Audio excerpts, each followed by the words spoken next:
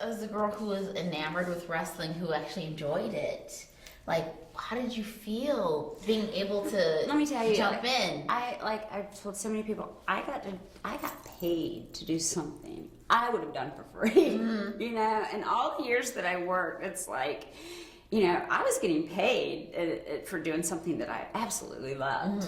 And Sunshine was the most wonderful person in the world. I mean, she taught me. I mean, I had no clues about doing anything. And I remember one time we were rolling around and I started laughing, and but our hair, you couldn't really see it. But we got back from the ring, and usually back then the heels would be on one side and baby faces on the other. But she don't you ever laugh.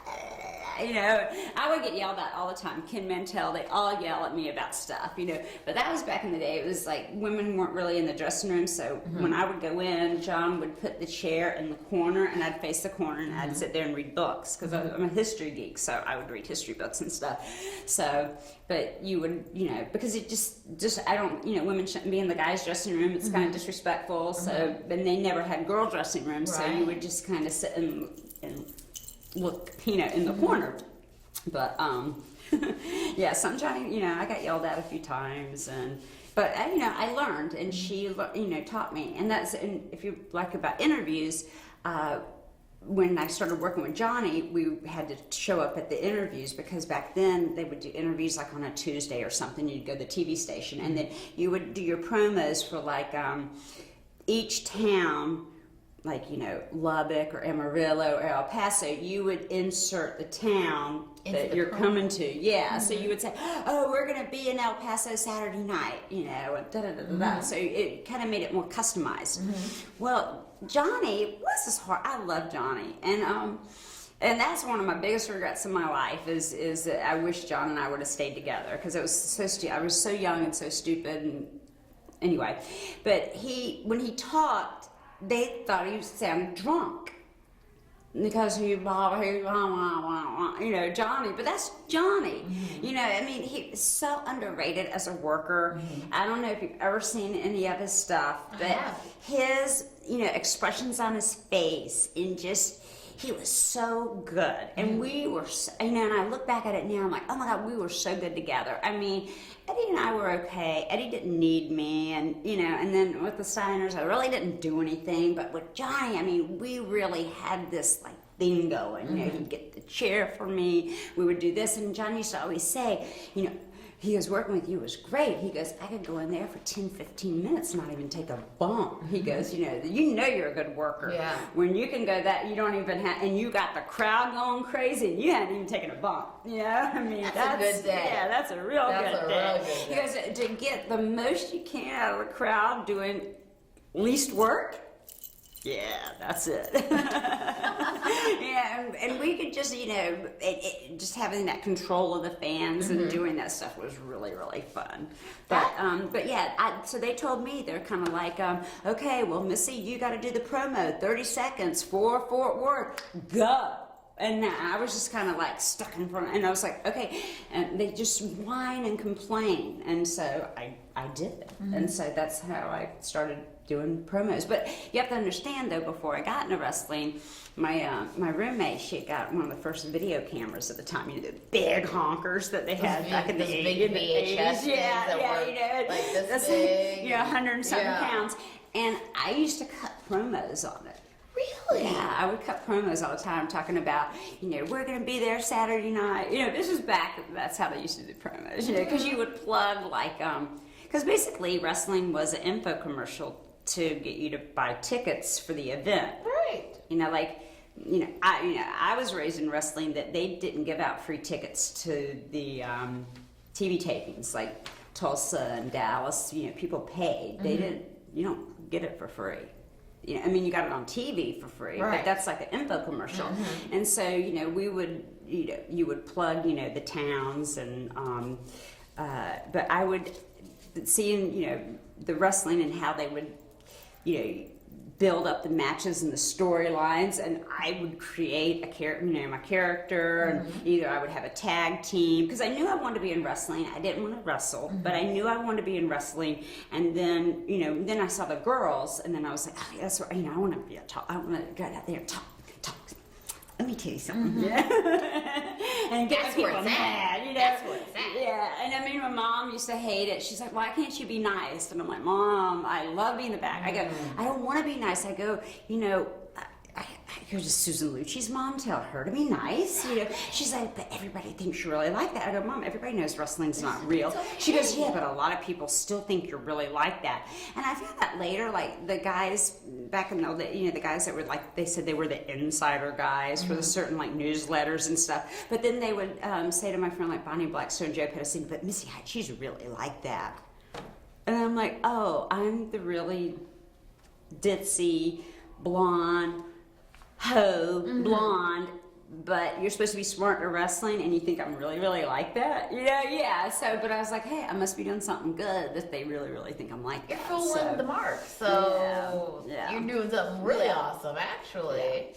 Well, it was like when Dark Journey and I, when we would have our fights and stuff, all the guys would come out of the dressing room to see our stuff because they knew we weren't wrestlers. I mean, and it was a shoot. It was getting real out there. Oh yeah, was she getting kicked real my out ass there. every night. The difference between working Sunshine and working Dark Journey Oh is like my God. night and day. Yeah, like well, literally night and day, right? Yeah, it would kind of be like, I don't know. Oh gosh, I could compare that to. I can't even think. But yeah, day or night, day and night. I think day and night is completely a great way. Because Sunshine tried to nurture and help and teach me and everything, and Journey. I even went over to Griz's house and met her over there, and we would go over. I tried to show her how to, when you grab the hair and you do this and roll it, and then when you grab my hair, I'm gonna grab your wrists, and then I'll go wherever you want me to go, and I try to, and then, then when you throw me, release my hair, please. I had bald spots and everything on my head because she'd hear the fans going crazy, like, eh, and she would just go, her face would like glass over and it'd be like, wah. And then we would do the same, back in the old days, back in the olden days, we would do like the same matches, just about, you would do TV, and then the next couple of weeks in all the towns you would do about the same match. Sure. Because back then we told storylines, and they were, creative storylines and twists and turns and things like that. So, and the TV was mapped out, building up, because it was written like a soap opera.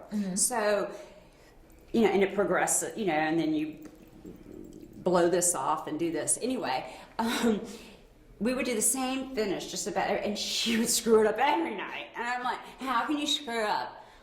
What was it? I can remember, because I used to be really good, because you had to learn back, when I started, they would come to you, because you're in different dressing rooms, and you would have a referee, and they would come to you, and because you don't get to talk to them.